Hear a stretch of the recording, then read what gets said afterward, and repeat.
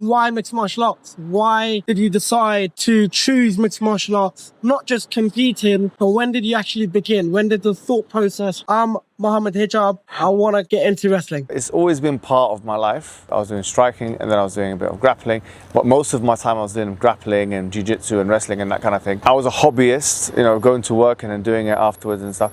And probably still am a hobbyist, but I'm putting a lot of work into it now to the point where obviously I think I've surpassed that thing where you would say I'm a hobbyist. Obviously, people will be asking, there's like an incongruence. On the one hand, I'm doing all this educational stuff and public debating and that kind of thing, and then people don't expect that you're going to do this as well because it's seen as like a brutal and ruthless thing to do. But I see that this is actually not as incongruent as people think it is. It's not as disparate as people think it is. It's not as dichotomous as people think it is.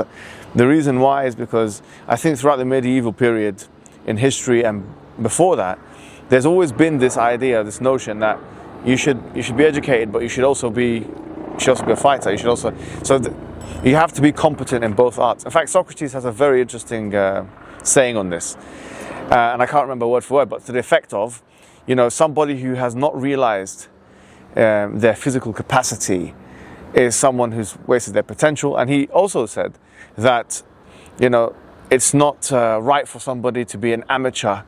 And obviously in that case, it doesn't mean the same thing as now, but in the field of fighting. So I think that it's imperative for all men to be able to protect themselves and to have the resilience to put themselves in very difficult situations and still push forward. So I did this. I think the main reason is to see the extent to which my hard-working capabilities, my work ethic, and my discipline that I've gotten from the educational field. I've done 6 degrees, which has taken me over 15 years to actually complete.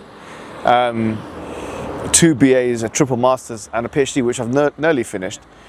But is it possible, is it plausible for me to show that level of discipline that I did in the education? Can I do that also in the sports field? That's something I want to prove to myself that I can do. And this is the main reason why I'm doing it, is just to make sure that my resilience is at a high level.